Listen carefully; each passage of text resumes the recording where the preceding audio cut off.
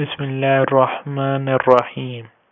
السلام علیکم۔ حضور اکرم صلی اللہ علیہ وسلم نے ارشاد فرمایا، اے عمر، اگر مجھے لوگوں کے سست ہونے کا ڈر نہ ہو اور میں تمہیں یہ بات کہوں کہ اس خبر کو جا کر گلی بازاروں میں پھیلا دو اور 4 اشخاص کو جنت کی گواہی دے دو کہ انہیں جنت میں جانے سے کوئی شے نہیں روک سکتی۔ عرض کی، حضور کون کون؟ حضور صلی اللہ علیہ وسلم نے فرمایا، ایک وہ عورت جس نے اپنی ساری محبتوں اپنے خاوند پر نچھاور کر دی اور وہ اس حال میں مری کہ اس کا خاوند اس پر راضی تھا، جنت میں جانے سے اس کو کوئی شے نہیں روک سکتی۔ اور دوسرا وہ شخص جس کے بچے زیادہ ہیں اور ذرائع آمدنی تھوڑے، لیکن اس نے اپنے بچوں کے پیٹ میں حرام کا لقمہ نہیں جانے دیا اور اللہ عز و جل کی رضا پر راضی رہا۔ اور تیسرا وہ شخص جو اپنے والدین کے ساتھ حسن سلوک کرے اور اس کے والدین اس پر خوش ہوں، اس سے راضی ہو جائیں، جیسا کہ اللہ تعالیٰ کا فرمان ہے، وَوَصَّيْنَا الْإِنسَانَ بِوَالِدَيْهِ إِحْسَانًا، اور ہم نے آدمی کو حکم کیا کہ اپنے ماں باپ سے بھلائی کرے۔ اور چوتھا وہ شخص جس نے ایسی سچی توبہ کی کہ گناہوں کی طرف پلٹنا اس کے لیے اتنا مشکل تھا جس طرح جانور کے تھن سے نکلا ہوا دودھ واپس نہیں جا سکتا، وہ گناہوں کی دنیا میں واپس نہیں جا سکتا۔ فرمایا، یہ 4 ایسے شخص ہیں۔ اے عمر، اس بات کا اگر ڈر نہ ہو کہ لوگ سست پڑ جائیں گے، ان 4 اشخاص کے بارے میں شہادت دے دوں کہ یہ دنیا میں چلتے پھرتے جنتی ہیں۔ حدیث مبارک میں حضرت ابو ہریرہ رضی اللہ تعالی عنہ بیان کرتے ہیں کہ کسی موقع پر ایک مسلمان اور ایک یہودی کے درمیان بد کلامی ہوئی۔ مسلمان نے کہا، اللہ کی قسم جس نے محمد صلی اللہ علیہ وسلم کو سارے جہاں کے لوگوں میں سے بہترین قرار دیا۔ اس کے جواب میں یہودی نے یہ کہا کہ اس اللہ کی قسم جس نے موسیٰ علیہ السلام کو جہاں کے لوگوں میں سے سب سے بہتر قرار دیا۔ اس پر مسلمان نے طیش میں آ کر یہودی پر ہاتھ اٹھا دیا اور اس کے گال پر تماچا مارا۔ یہودی شکایت لے کر نبی کریم صلی اللہ علیہ وسلم کے پاس گیا اور آپ صلی اللہ علیہ وسلم کے سامنے اپنا اور اس مسلمان کا پورا واقعہ بیان کیا اور آپ صلی اللہ علیہ وسلم کو حکم بنایا۔ سبحان اللہ، اس وقت یہودی اور نصارہ بھی آپ صلی اللہ علیہ وسلم کو جانتے تھے کہ آپ حق کے مطابق ہی فیصلہ فرمائیں گے۔ نبی کریم صلی اللہ علیہ وسلم نے مسلمان کو طلب فرمایا۔ جب مسلمان حرمت ہوا تو آپ صلی اللہ علیہ وسلم نے اس سے صورتحال کی تحقیق کی۔ اس نے یہودی کے بیان کردہ واقعے کی تردید نہیں کی، بلکہ آپ صلی اللہ علیہ وسلم کو ہجوم کی تو ساری بات بتا دی۔ نبی کریم صلی اللہ علیہ وسلم نے فریقین کے بیانات سن کر فرمایا، مجھ کو موسیٰ علیہ السلام پر فضیلت نہ دو،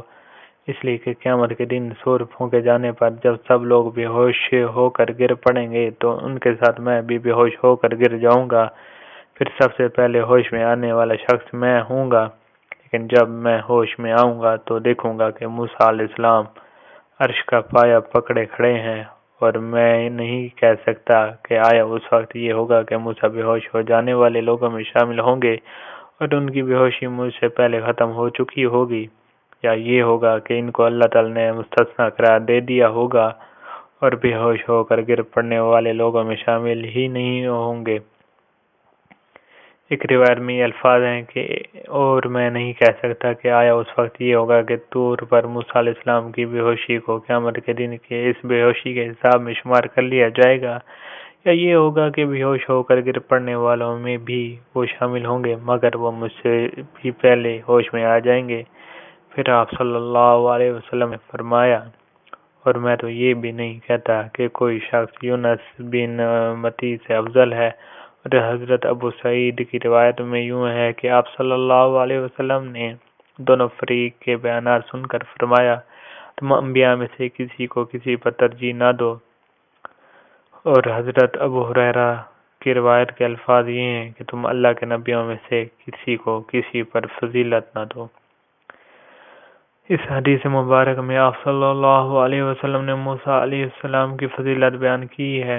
اس لیے کہ آپ صلی اللہ علیہ وسلم کے فرمان کے مطابق اگر یہ ہوگا کہ تمام لوگوں کی طرح حضرت موسیٰ علیہ السلام بھی ہوش ہو جائیں گے تو میرا ہوش میں آنے کے بعد ان کو اس طرح دیکھنا کہ وہ عرش کا پایہ پکڑے کھڑے ہیں، یہ ثابت کرے گا کہ وہ مجھ سے بھی پہلے ہوش میں آ گئے تھے۔ اس صورت میں مجھ پر ان کی فضیلت بالکل ظاہری بات ہے۔ اگر یہ ہوگا کہ حضرت موسیٰ علیہ السلام کو بے ہوش ہو جانے والوں میں شامل نہیں کیا جائے گا اور وہ سرے سے بے ہوش ہی نہیں ہوں گے اور حال کہ مجھ پر بے ہوشی طاری ہو جائے گی، تو یہ صورت بھی ان کی فضیلت کو ظاہر کرنے والی ہے۔ جب یہ ثابت ہو گیا کہ اس معاملے میں حضرت موسیٰ علیہ السلام کو مجھ پر فضیلت حاصل ہے، تو پھر مجھ کو ان پر فضیلت دینے کے کیا؟ اسی طرح آپ صلی اللہ علیہ وسلم کا ارشاد ہے، تم اللہ کے نبیوں میں سے کسی کو کسی پر فضیلت نہ دو، بلا شبہ رسول اکرم صلی اللہ علیہ وسلم محبوب دو جہاں خاتم النبیین اور تمام انبیاء کرام علیہ السلام کے سردار اور سب سے افضل و برتر ہیں۔ اس پر تمام امت کا اجماع ہے۔ نیز دیگر انبیاء کرام علیہ السلام میں سے بعض کو بعض پر اللہ تعالی نے بعض و اعتبار سے فضیلت عطا فرمائی،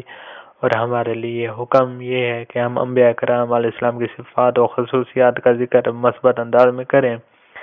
امتی کے لیے ایک نبی کا دوسرے نبی سے موازنہ کرنا اور ایک کو دوسرے پر فضیلت دینا، خصوصاً جب کسی نبی علیہ السلام کی شان میں کمی آتی ہو، اسے ہمیں منع کیا گیا، ورنہ رسول اکرم صلی اللہ علیہ وسلم نے خود اللہ تبارک تعالیٰ کے حکم سے اپنی فضیلت و اشراف الفاظ میں بیان فرمائی ہے کہ میں تمام اولاد آدم کا سردار ہوں، اپنا مقام بیان کرنے میں مجھے کوئی فخر نہیں۔